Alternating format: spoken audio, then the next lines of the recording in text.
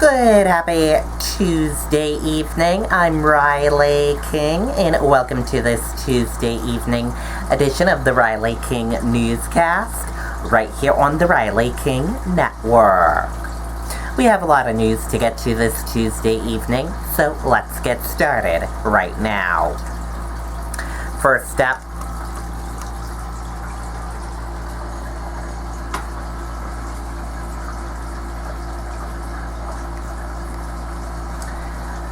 Tyler Shaw's law signed by Governor Chris Sununu. Let's take a listen to that video from WMUR News 9.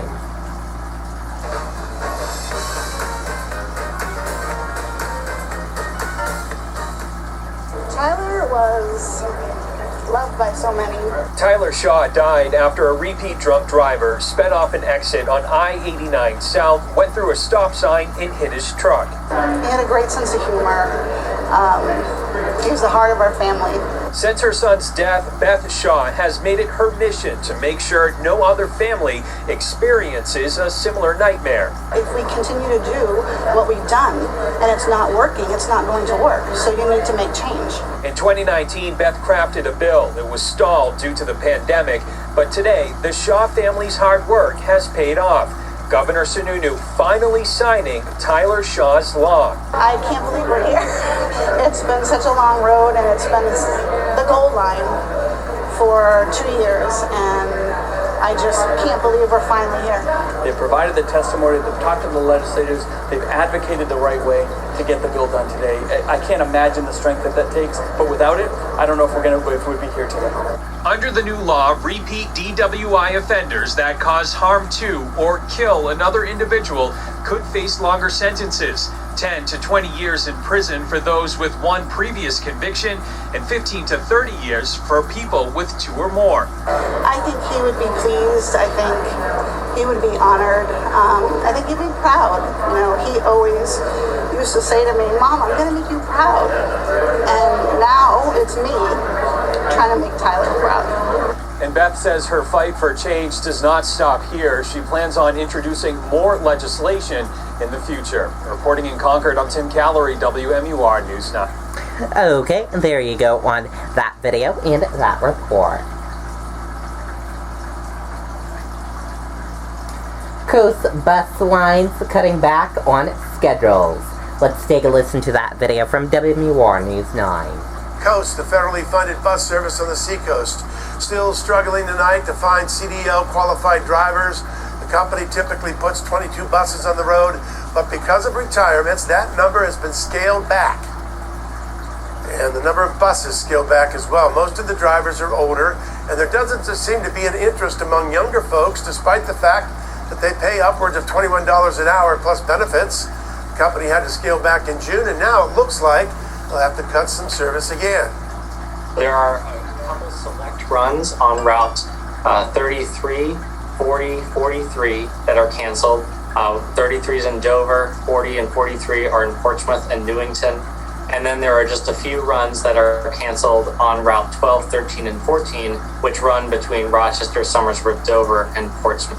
Williams says there's plenty of demand for coast bus service and that they've made every attempt to be sure if one bus route is canceled, another will come along in short order.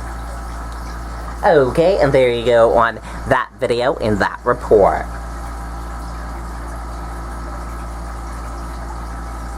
Heavy police presence on Pine Street in Manchester on Monday night. Let's take a listen to that video from WMUR News 9.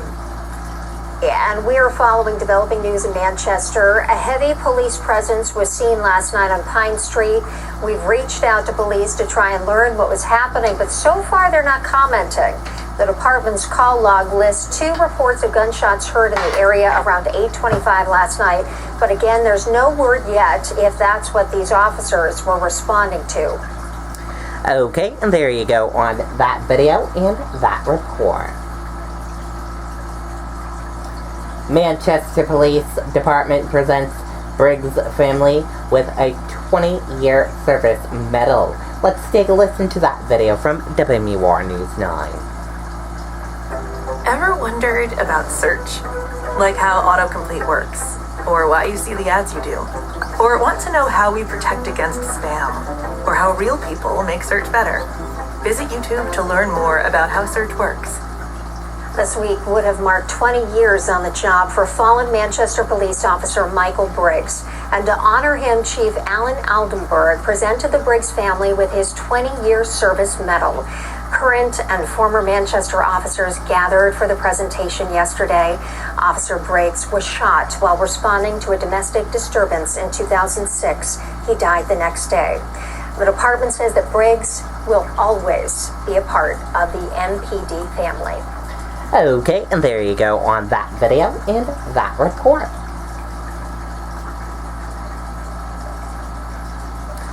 Manchester woman struck at Kabul airport. Let's take a listen to that video from WMUR News 9. Sorry, stuck at the Kabul airport. Aaron, overnight we heard from a Manchester woman who was with family visiting relatives in Afghanistan as this rapid Taliban takeover unfolded. She is at the Kabul airport right now with so many others trying to flee the country. We are not using her name because she fears she or her family could be put in danger if her identity is revealed. This morning she told us, quote, "It's a mixed feeling for all the Afghans and horrific feeling for Americans stuck here. We walked for 5 hours to reach the airport. All the streets were blocked and everyone was on the street fleeing to get home safe." She says once they reached the airport, it was packed with thousands of people. Commercial flights were obviously canceled, and now they're there awaiting rescue. She tells us the Taliban is everywhere, saying, quote, "People are terrified of them, but there's a sense of security as no one has the courage to do anything wrong. They are scary and ugly. I'm so worried about my family." The office of Senator Jeanne Shaheen is aware of this situation. A spokesperson telling us, quote, "Senator Shaheen's office is in touch with the family and working diligently to secure their evacuation from Kabul. Due to privacy and security concerns, we cannot comment further on the specifics of ongoing casework. But the senator's office is continuing to work with the State Department to identify Granite Staters, Americans, and vulnerable Afghan individuals for swift evacuation.